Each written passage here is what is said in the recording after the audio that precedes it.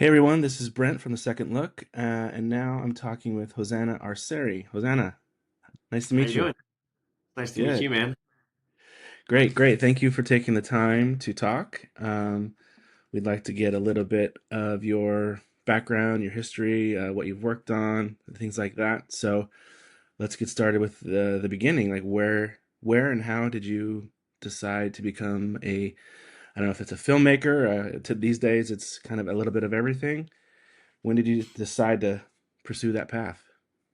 Yeah, it wasn't something that was originally my plan. I'm a former college athlete, was into a different major going in school. And then I believe when I finished kind of pursuing ball after college, I was getting into photography a little bit at that time and really was just jumping back into shooting, what I was already doing, which was sports. And so just that was really the only thing I knew to do because I always wanted the sports photo, and sometimes there was just never a photographer there to take them, and Mm, so that was my entry into, I want to say, just creative media, and so I yeah. was doing that for a while, and then I had a friend. My wife was at the time pursuing and doing full time wedding photography, and so I had a little bit of a little head start in that Uh-huh. jump. I Hmm. knew like gear was needed, and she was already doing it successfully, and so kind of already understanding of like how to color and what things were in that regard with Lightroom. Uh-huh. And then she had asked if I could, while she was shooting, it was a real small wedding, more of an elopement, and they asked, "Hey, can you maybe do maybe you can try video, instead of being Uh-huh. a second shooter, let's see if you can is he up for it. Just hit record on the camera." Hmm. And at that time, I was like, I mean, well, I got nothing else to do, so I might as well try it. So I ended up trying it on that little small elopement and was hooked. I don't know if there was Mm, just something. It was different. It was more creative to me. But the mm, idea of capturing people in motion just mm, clicked. And just mm. that light bulb moment of like, oh, I love this. Like I can tell a story better than a freeze frame. Yeah. Right, So right. that it really started for me. I think was in that moment of realizing I can tell story better by doing it with video. Wow. That's great. Usually it's kind of a slow realization or, over time you're watching movies or you think you might be into it. So you're kind of slowly, sounds like for you, it was a kind of a light bulb, just switch and that was it. Yeah, I mean, it was a journey for sure. Like from there to now, it was a for sure a Uh-huh. lot of learning to get where Uh-huh. I'm at today. Hmm. I think I always appreciated a movie in a good way. Like, Hmm. I would notice ones that were story driven, where it's like, okay, I wasn't just getting slammed with a bunch of action. Right. Like Right. my favorite kind of films are the ones that I have to think the entire movie. I Mm. love those. Hmm. I think a specific genre of film that kind of has a wide range from thriller to um, just a psychological thriller, really, I guess is what it would be Yeah. called. But to me, those spark interest to me to be creative. I'm like, all right, well, Hmm. somebody think of that. Somebody had to like Hmm. write that.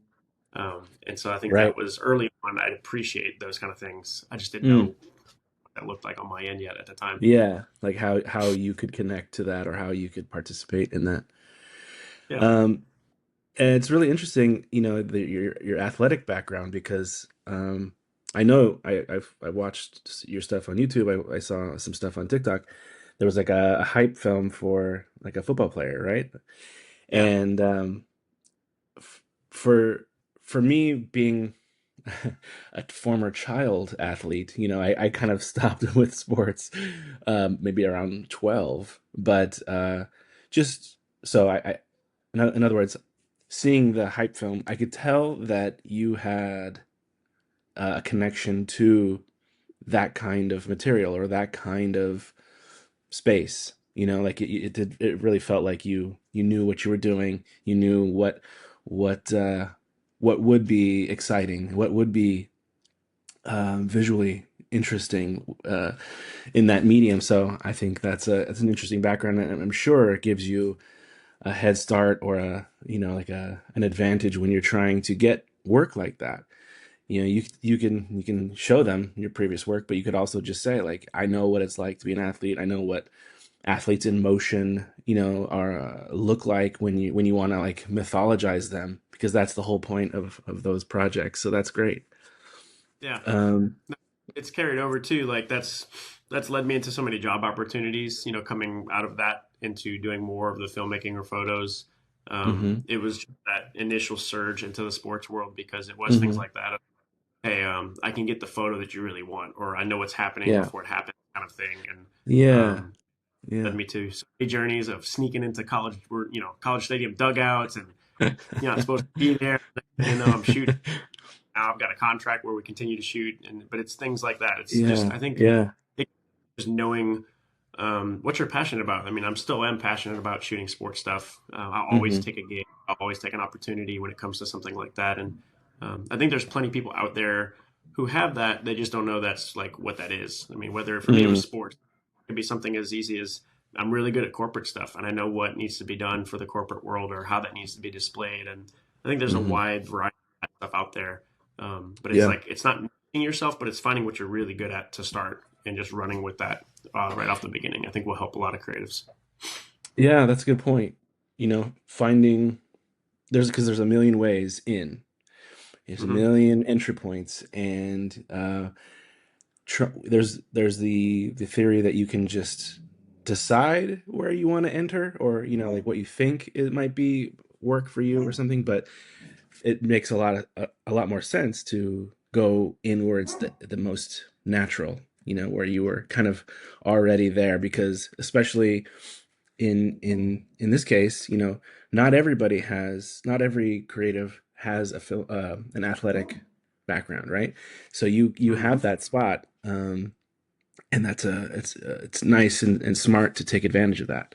So that's great. Yeah. Um, so how long have you been working like this? Man, since I would say working being like full time freelance filmmaker, Uh-huh. man, there was some spurts in between there, but I would say about 7 years now. Okay. There was about a year where I took a full time job at a company doing the same thing. It was just more of like I needed some consistency in that season. Yeah. But yeah, for years, I'd say. Okay. And what you do now, do you have your own like agency or firm, or like how do you get jobs? I'm just as pure freelance as it kind of gets right now. There's going to be Yeah. next season is to kind of do a little bit more agency style with that. The gigs, in our industry, it's like you're either really busy or you're really slow, Uh-huh. and Uh-huh. those waves, they're not like small waves. So Yeah. for me, it's definitely been um, trying to get connected with some of those agencies where I'm at. I think a lot of those agencies will have a ton of work, especially in the commercial world.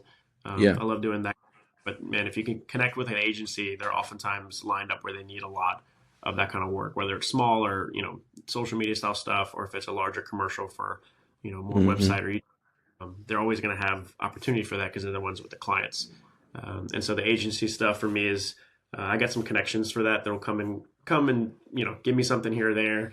Yeah. But then there's a lot of where I mean even recently it's been me realizing hey there's a need for this in my Hmm. area. Let me go hit up the business and see if they are willing to bite on pitching them a potential commercial or pitching them some marketing through the form of media.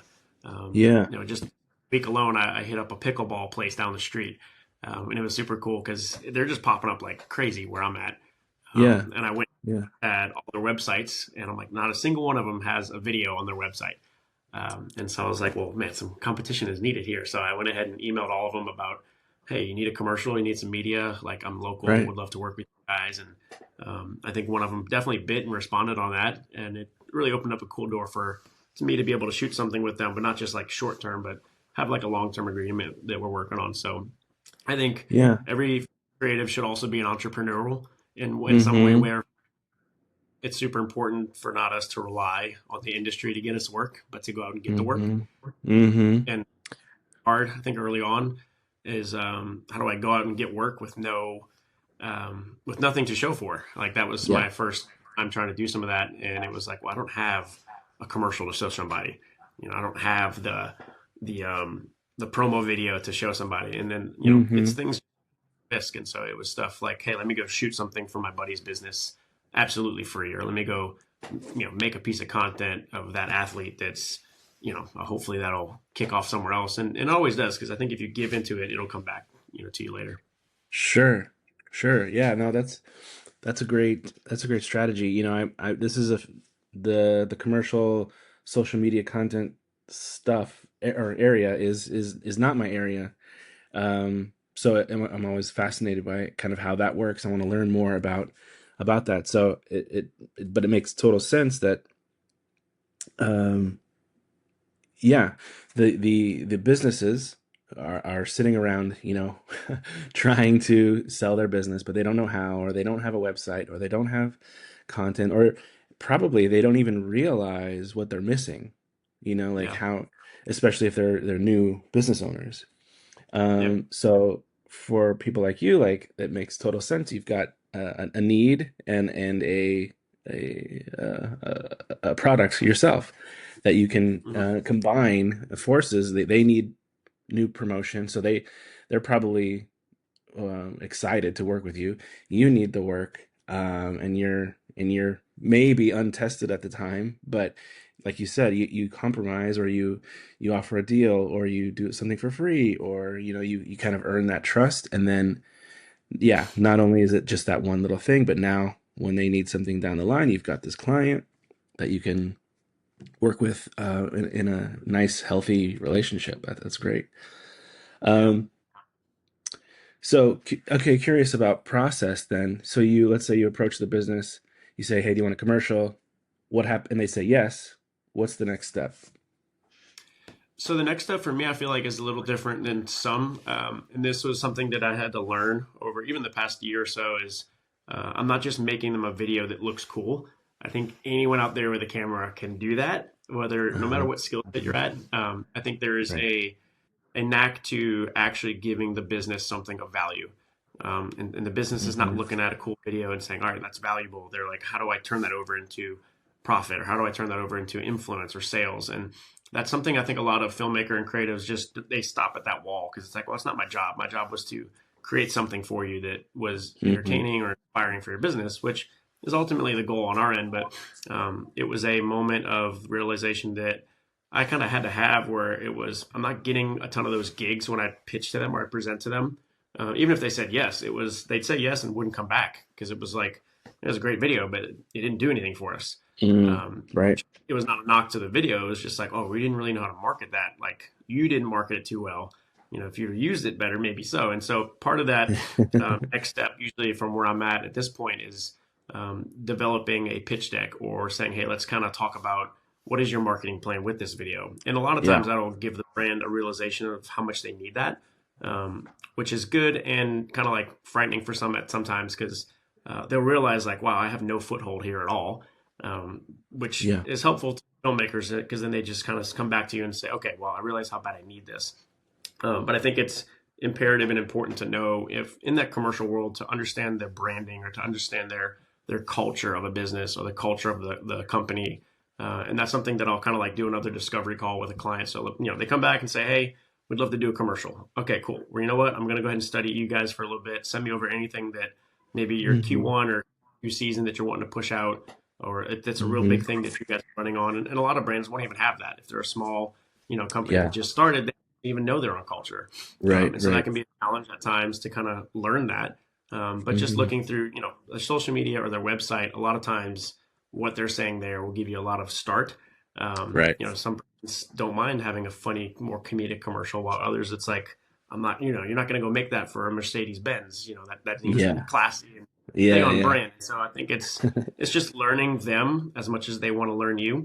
Hmm. And not all the time it'll show up really well when you learn that brand and you learn that company. When you send them a pitch, then it's like, oh wow, he gets us.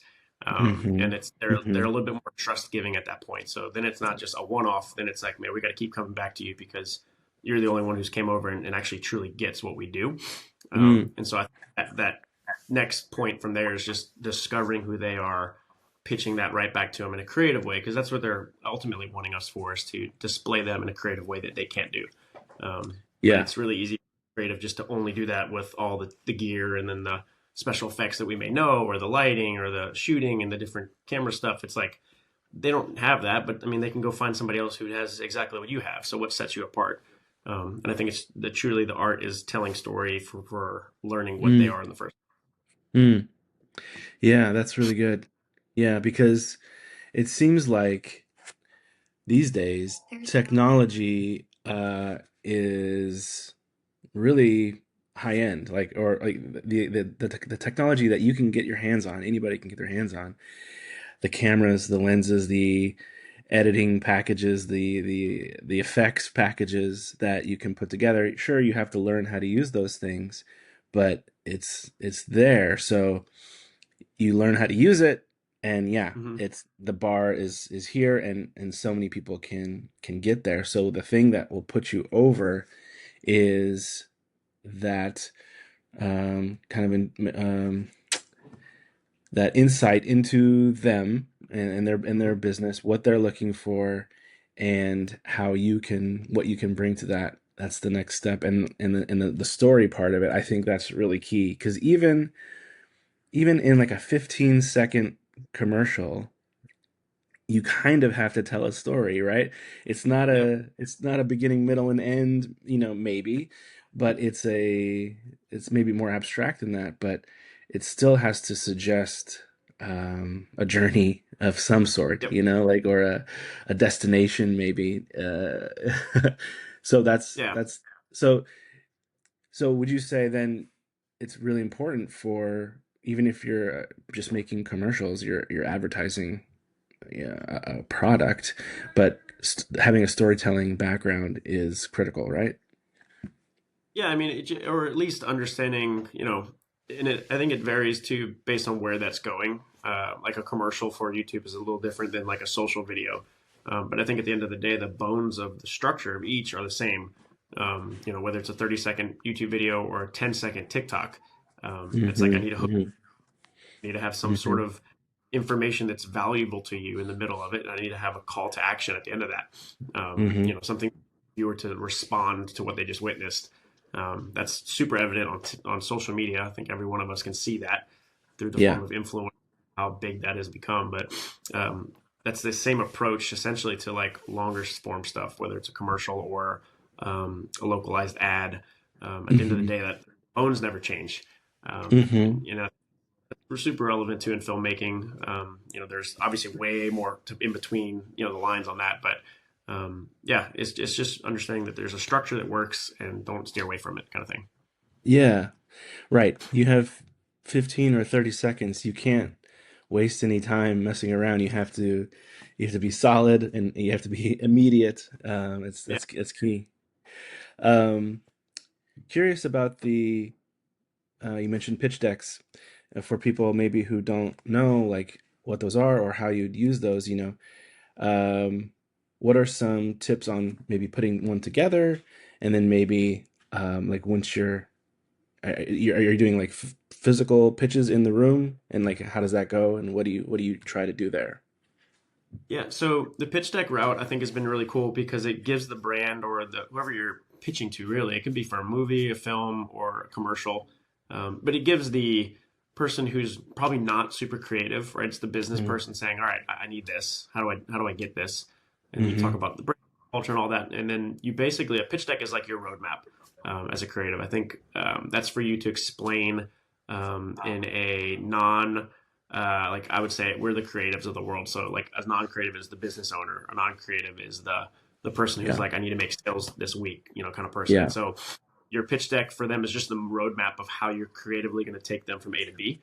Mm. And so, pitch decks can vary from, how long they are, how descriptive they are, how much information you put in it. I mean, it's essentially like your flex in a PowerPoint-ish kind of way as to Mm-hmm. what Mm-hmm. because a lot of Mm-hmm. times everyone thinks of a pitch deck. We've seen it in plenty of movies where it's that guy in a long, long business table and the whiteboard's there.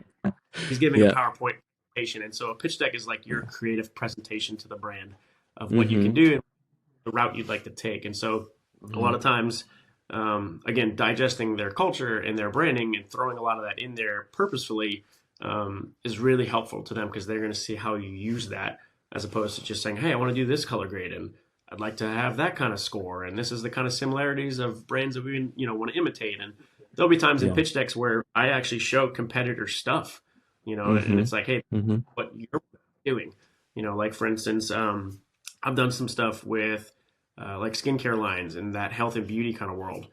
Yeah. And it's like you have to not only know the brand's culture, but you have to know the culture of the business that they're in too. Mm. Uh, Mm-hmm. Good example pitch deck is like if I go do one for like the recent one was a light therapy, kind of like skincare mask, Mm-hmm. and so it's like, well, you're not going to throw this crazy dark, edgy kind of score on top of a commercial for like it doesn't really match the aesthetic of that world, right? And Yeah. so it's if you very light and airy, it's very fluffy, happy sounds. The music is very uplifting.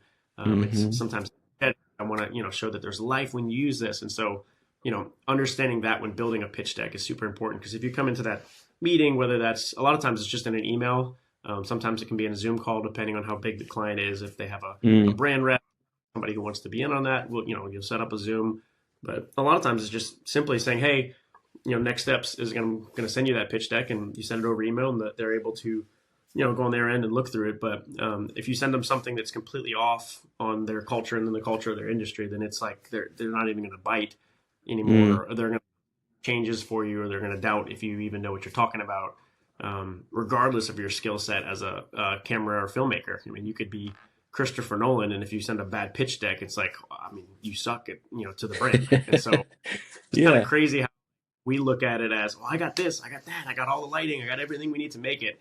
But that means Yeah. absolutely nothing to a brand when it comes to that kind of Yeah. stuff. And so I think is a good Mm. mash between creative and their culture displayed for them to see on paper.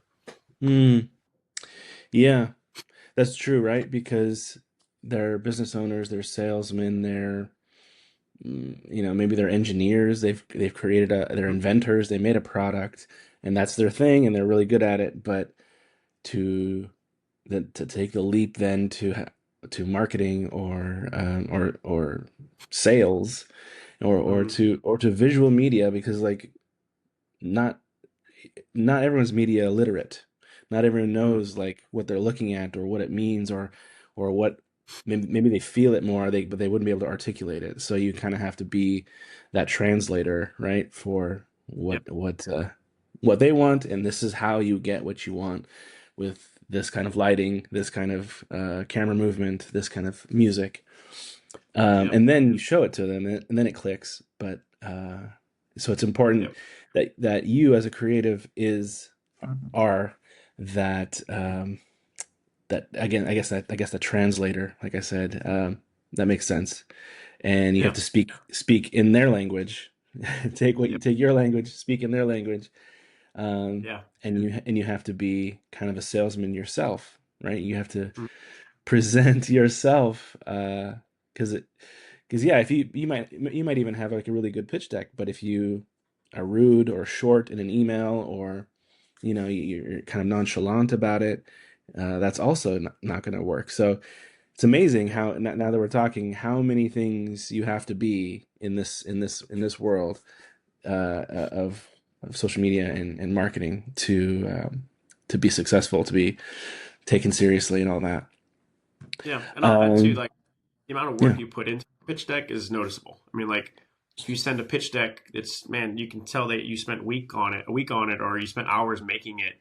I mean, the brand just goes that much further to appreciating it and wanting to have you come back, not only for that Hmm. one, but ones after that as well, because we're all, I think, more aware more than ever because of social media of like if something's fake or if I'm just trying to not Mm, really put too much effort for it. And so, making those pitch decks, I would say, is even more of the work than it actually is shooting that day. I mean, in the world of creative right. filmmaking, like I do more work on pre-production than I do even in production, and then Right. I'll spend probably even less time in post-production just because I've done all my due diligence. And so I think a pitch deck is one of those examples of like, I'd rather dump all my time and effort into that with the opportunity to maybe get the gig.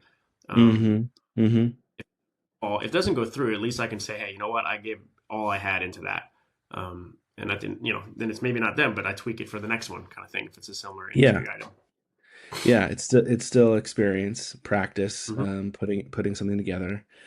Yep. What program do you use to put these together? Man, I'm on a Mac, and so Keynote is just a simple one. There's a Okay. ton of different out there that'll give you templates for pitch decks. I think if Mm. you can just Google pitch deck for Keynote or pitch deck, find Yeah. website. have a ton of that. I know I instead of jumping through some of those hoops, I found a place that I trust that actually has a template pack that you can buy. Mm, It's a place called Tropic Color. I love their stuff. They're okay. the same one and make prism lens effects. That's an actual physical item for lenses, but Tropic Color is a great resource for if you're wanting to get into like just the color grading world or assets and Mm, overlay. But they also do have documentation stuff that they give out or you can buy as well. And some of those in there, they're just their stock kind of designable pitch decks that you can manipulate. But I think it's a good thing to do just to go study what good pitch decks look like. I mean, you can mm, Google great pitch deck is and just get ideas and mm-hmm. even copy some of those ideas on your first ones because it's like what obviously works. Like let Yeah. me take one that's successful, tweak it a little bit to what I need from my client, Yeah. and it's a starting place. But yeah, I think there's a ton of resource for that if you just are willing to Mm, look. right. Yeah, that's true. There's templates for everything these days. And you maybe you could try to find them online for free, but yeah, seems like that there's a whole business there in itself. But at least, I mean, it gives you such a head start on what you're trying to do, and everyone's doing it. It's like the way to go. Yeah, Um, I mean, you investment as the creative, right? I mean, if I'm pitching out a $5,000 commercial to a brand and I'm not willing to spend $50 on a template pack for a right. good looking pitch, then well, that's shame on me because I'm like 50, 5,000, so I should be Yeah. willing to kind of thing. Yeah. No, it's an investment, right? You have to kind of put your own money forward for equipment or for templates or for anything. Um, Yeah, you mentioned the budget. That's another I think hot topic for people. Like, how do so you're putting forth your these budgets to the client, and how do you? I know every project's different, but kind of how do you start budgeting for a project so that you don't get laughed out of the room when you come back with a super high budget or whatever. yeah. I had a good friend of mine. He's a director in the film world. He one time told me on a project that we had recently. I was producing it with him, and I was put in this position of like, well, how do I know what I need for the project if I don't know what the Yeah, budget is? Like, what is our right. budget? And he was training me up to learn something in that moment, and he would never tell me. And I Mm, was I was so just like on edge of like, how do I figure out how we're going to do this if I don't know how much money is allocated towards it? right. And it was a learning moment because he ended up teaching me. He's like, your mindset is not what what I can do with my budget. It's what do I need? What do I need to make this commercial? What do I need to make that film? What do I need Mm, to make that podcast? What is my needs? Find your yeah. needs. Find the best way to fulfill those needs, and then backtrack to find like, okay, so what is the budget? What can budget do for that need? And I think Mm, that was because even shooting some recent projects, I've had that mindset of like, okay, do I need that? Do I really need an AC? Do I need how many PAs would I need on this? Do I need? yeah. I could definitely use four, but can I get by with two?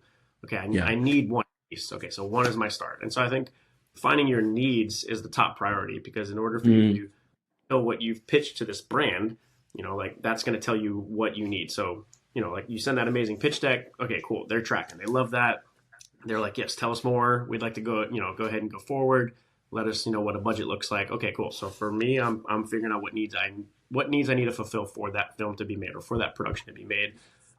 That way, I can communicate with the client and say, hey, for us to do this, we need this, this, this, and this, and this. And you're able to lay out for them why that budget is that budget. yeah. I oftentimes like you'll hit clients that it doesn't matter what you say, it doesn't matter what number you throw at them. It's just maybe too expensive, Yeah. and those will come and go. But I think the Yeah. ones that understand, what a good investment that is because you've portrayed that too, like your pitch deck and your Hmm. communication or your opportunity to include them in the process. Like it helps them realize what goes into that, the value of it, Yeah. the work you're putting into it, the hard work that you're putting forward. Helps them realize like, hey, when you quote them at 5 or 10,000 for a gig, it's like wild for some brands to think of that, but it's Yeah. really easy for a brand after you've showed them what all goes into that and how much crew I Hmm. need or going to be spent and the resource to make this commercial. It's easier for them to see the value in that than it is to say, hey, I'd love to make a commercial for your pickleball brand. All right, cool. Like what would you like to do? I'd like to do this, this, and this. All right, well, how much is that going to cost me? 5,000. Well, man, I can't spend 5,000 on that. Right. But versus I've carved out this awesome display for you. It's like building a Yeah. bouquet of flowers, right? I mean, anybody can just there, and it's like, all right, well, in a nice pot, it's not pleasant looking. Versus, if you go get one from a boutique and it's like they've curated it, and so Yeah.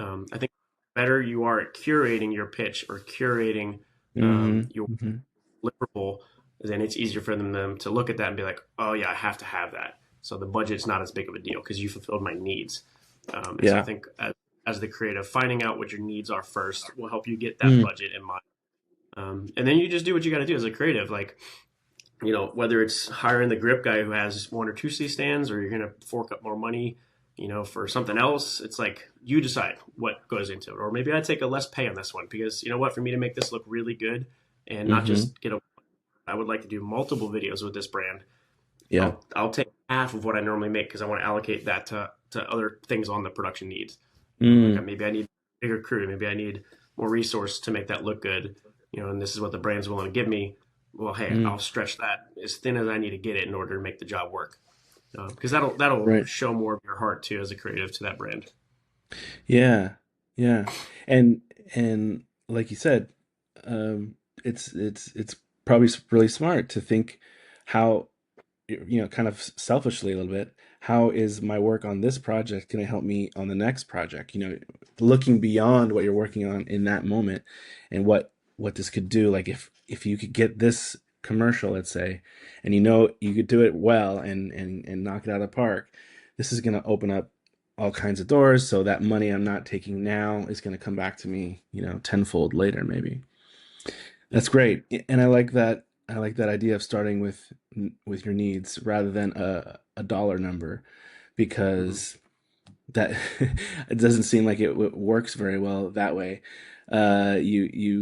You're already limited by a number, and maybe it's more than you need, but and it just seems like a smarter way to do it, and to make sure you're doing it efficiently, because like you said, two PAs versus four PAs is not just a monetary issue. It's a logistical issue. Like, that's two more people you Yeah. have to feed, two more people you have to like wrangle, tell them what to do, and when you're wasting your time now wrangling four when two could get the job done. And yeah, Yeah. and of course that only comes with experience, right? Like, you kind of have to be doing it to know what you need, to be able to sit down like, okay, I don't need four PAs on this thing. I can do it with two. Yeah. Um, yeah, that's I think great. it's about presentation at that point too. Like, it was super funny. I love building camera rigs. Like, aside from Mm. direct, actually being the DP, like, I think one of my just weird obsessions is like, I'll take anyone's gear and just start building it with whatever they have. I just super goes to me. It's And like a so there yeah, be a moment where I had like just a DSLR body with a lens, and I got some rails and had a battery on it.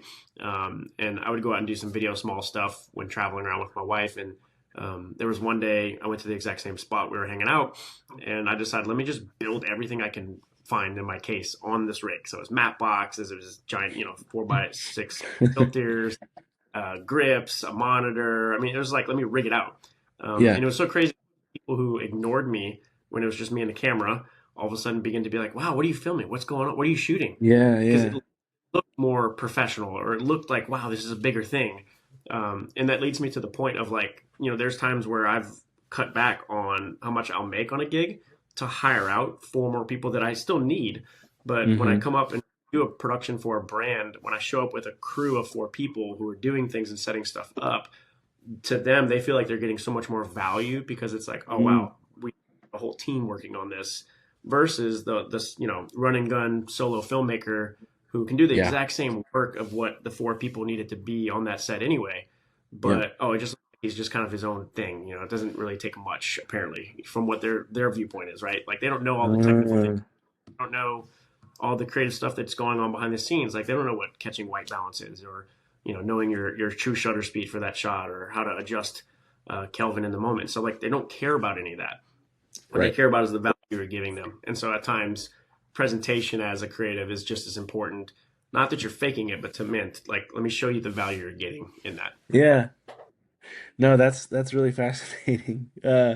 Like, it's the value, it's presenting value, but it's like the, perceived value, or it's still the same value, but right, just in a couple considerations for how you're showing up to the shoot will have an effect, because you're right, like a layman won't know what a matte box does, but as soon as you Hmm. put it on your camera, oh, I've seen those before, like in behind the scenes when they make movies, like, oh, this is real. So Yep. that's a great tip. Just show up as professional as you can. Like as you as because appearances do matter, especially for people who don't know what they're looking at. Yep. Um, that's great.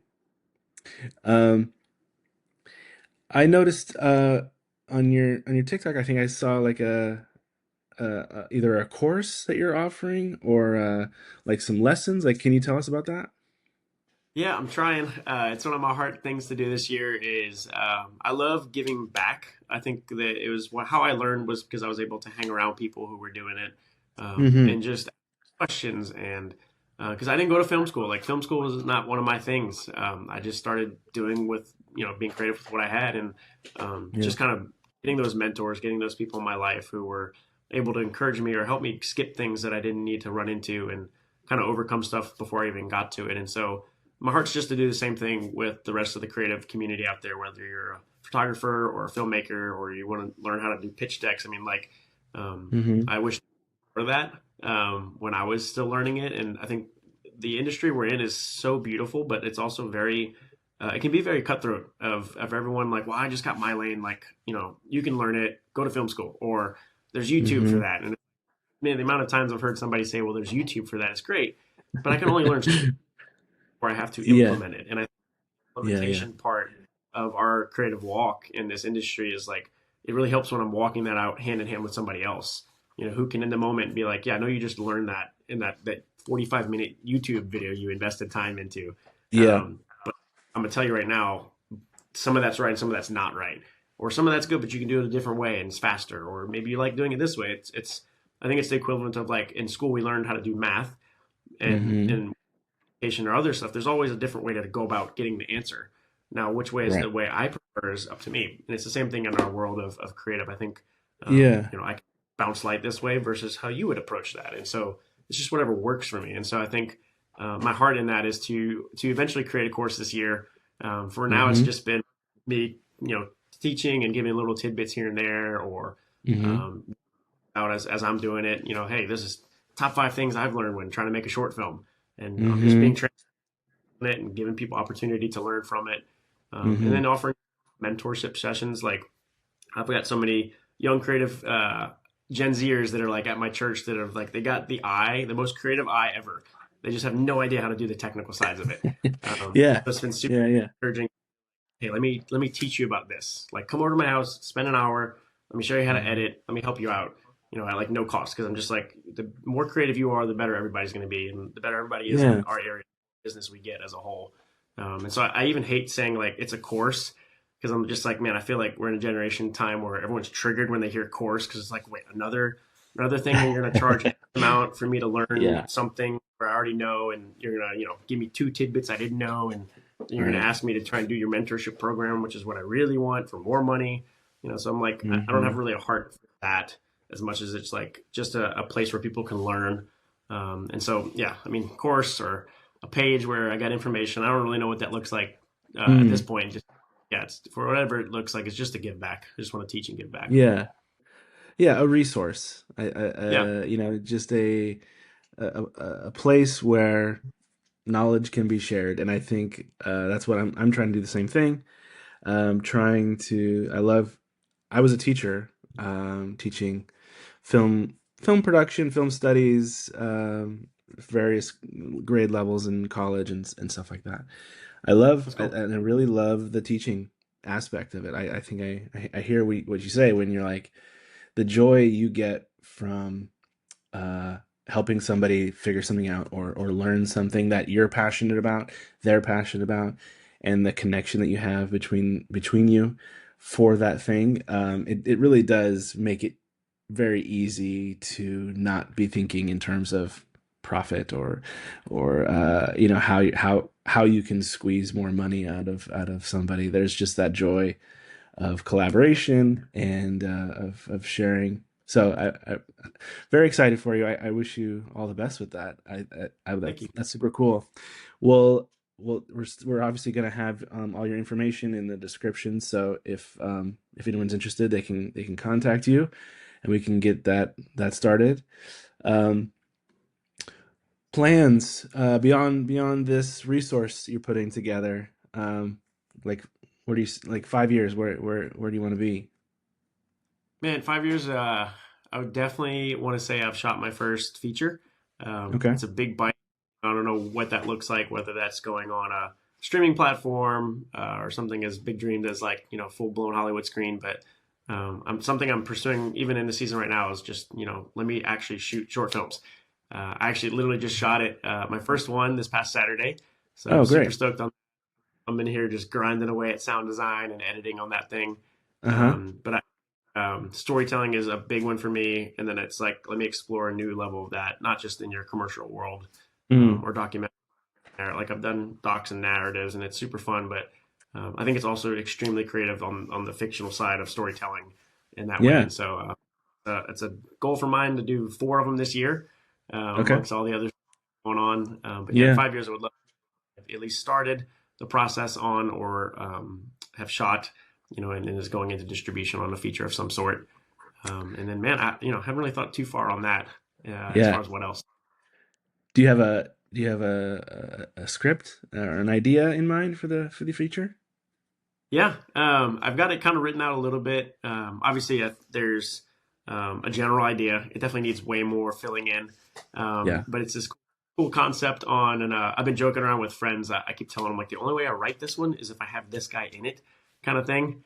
Okay. And so, in some ways, I'm kind of joking around trying to find a way to get in contact with this actor. But I wrote it with the actor in mind of like Shia LaBeouf has to be in it Uh-huh. because in the season he kind of carries this character that's really good at being like kind of punk funny in a lot of things, like whether it's Transformers or Holes, like Yeah. he's got this like snarkiness about him that he does really Yeah, well. yeah.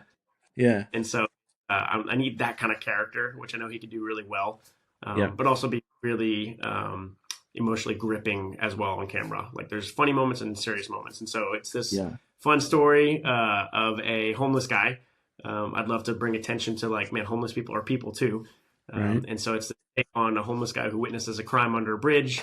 The police and detectives, everyone shows up, finds no harm. They can't figure out who did it, whatever. But he witnesses it, so he's Mm, like, man, I watched. But nobody believes him because he's like, the boy who cried wolf, or right, it's like, right. gosh, real homeless guy. Like you don't know Right, anything. right. So he gets overlooked, and so it's this journey of this character who decides I'm going to be the detective, but he's homeless, so he has no resource. So he's over here like, coming up with his own detective equipment and sneaking around and like, solving the crime in a funny Yeah. way. To where it ends up, he does figure it out, and now he's got to get himself out of this mess that he's kind of put Mm, himself into. Yeah, something fun. wow. That's cool. That sounds really fun. I like that. Yeah, Um, Now are well, a couple of things. One is I think if this was the plan to begin with or not, I think the path you're taking makes a lot of sense. You know, where you're starting on not even short films, you know, like short pieces, like commercials, right? And you're kind hmm, of building, you're like kind of scaffolding yourself up, and now you're into short films, and like then you're going to be into features.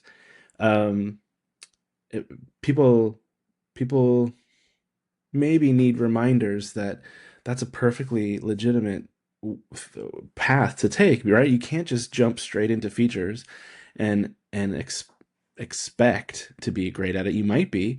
There's yeah, plenty of examples of people just trying a feature for the first time and it takes off. But um like I know so many like David Fincher does commercials, music videos back in the days. Uh Ridley Scott was a big time commercial director, like Michael Bay.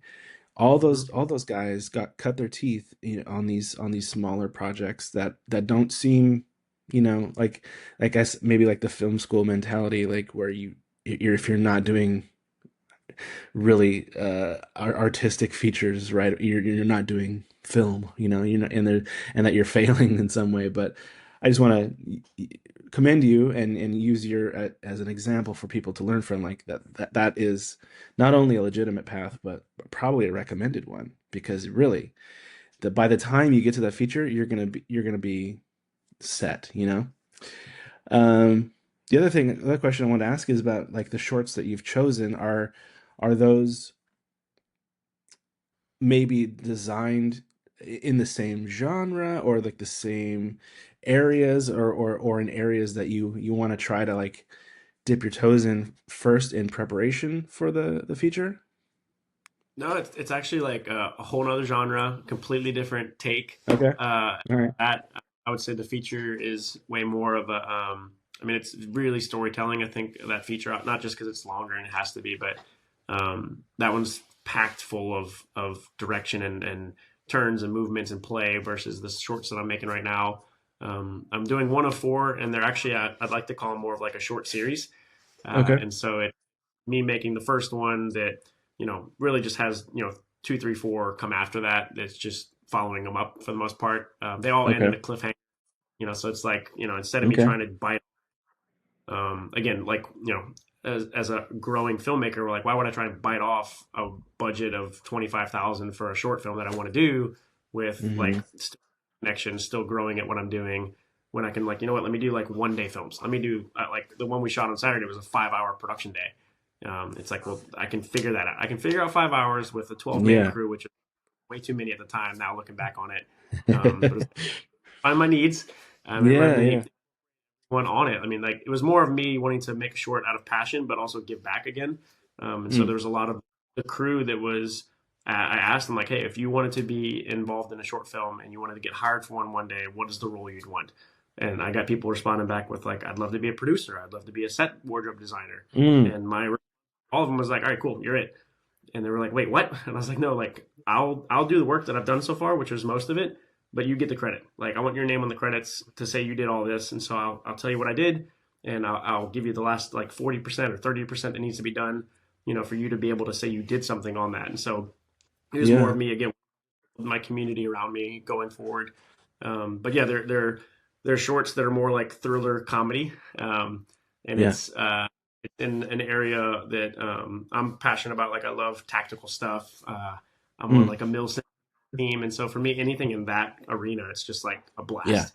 Yeah, yeah. Uh, Guys, like, because of sports, I didn't get to join any kind of service, whether it was Army or Marines or anything like that. It wasn't on my Uh-huh. radar back on, and I Uh-huh. would have done it if I wasn't playing sports. But and so that's kind of my outlet to explore that, is to be creative in it. And so, like, shooting a Mm. short film of a soldier Mm. who's getting hunted, crazy antagonist, is just, it's intriguing to me. And so I love kind of creating that. And so with the shorts that I've kind of written, or at least started, I got number one shot, wrote it, shot it, produced it, it's all done, directed it, and we're in the Yeah. post production. And two, three, four kind of have an idea of where I want to go with them. But Wow. I think I purposely put myself in a position where I don't fully know what those look like yet, so I can Mm. kind of rely on along with that and help kind of steward it. Yeah. Wow.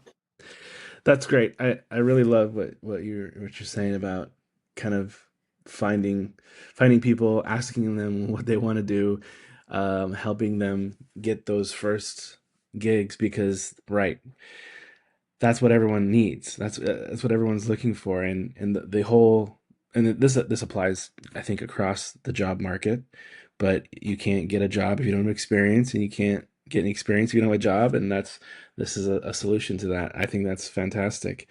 Um, And then going forward, so now it's like, because I'm wanting to pour into them, then when the real gig comes up, I have guys that are willing to jump in my corner and say, yeah, we'll do that. Hey, I'll do it hmm for less, hmm do anything. And so it's just creating that team, and some of the Yeah. social stuff there. And it's like, you're only as good as the team you surround yourself with, kind of heart. And hmm that's been more prominent than ever in my little pocket in Houston, of guys have just started meshing with each other. And when work comes around, it's like, I got you, bro. Like, I'm gonna get you on that. I will take a lesser pay to make sure you get Yeah. on this Yeah. because I need you. work, or I need to make sure that we keep growing together. And you see that in the film industry. It's just it's an older demographic of like, this director always has this DP. Like they just always Right. work together. Right. And it's like, well, that's them today. Then they had to have done that at some point in their career walk, because it's now Yeah. a decade and work with Yeah. each other. Why should I have to wait until I've already arrived if I can already start doing that now with people my Hmm. age? Yeah. Totally. I mean, the filmmaking collaboration, the teams, the relationships that you have, you see that, like you said, with directors and actors, or directors, DPs, like they just kind of bring the same team, and Mm-hmm. it's it's really important. Like you need a shorthand with people. You need like to be able to like have an unspoken language so that you kind of have a head start, because every project, no matter how big or small, requires so much communication, sharing vision, and trying to like refine it down to get to exactly what you want. And that's why, like you're saying, that's why those people stick together, because it's not just their friends, it's because they work well together. And then you need every advantage that you can get in this business, so that's just one advantage. So that's awesome. um okay, so you mentioned Houston. That's where you're located. Okay. Sure. Well, that's great, because I want everybody who's possibly watching this, who might be in Houston, now you have someone you can contact, and maybe get some work.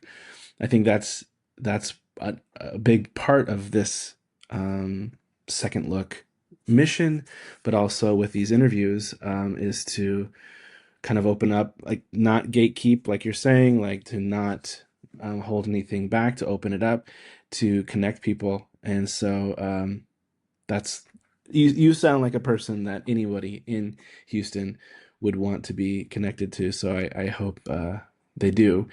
And, Hosanna, thank you so much for your time. This has been a fantastic conversation. You're doing some No really awesome stuff, and I just love your philosophy. So I wish you all the best, and we'll stay in touch. And anybody who wants to get a hold of you, all that information will be in the description. But yeah, thank you so much, and have a great rest of your night. Thank you for having me, and I enjoyed it.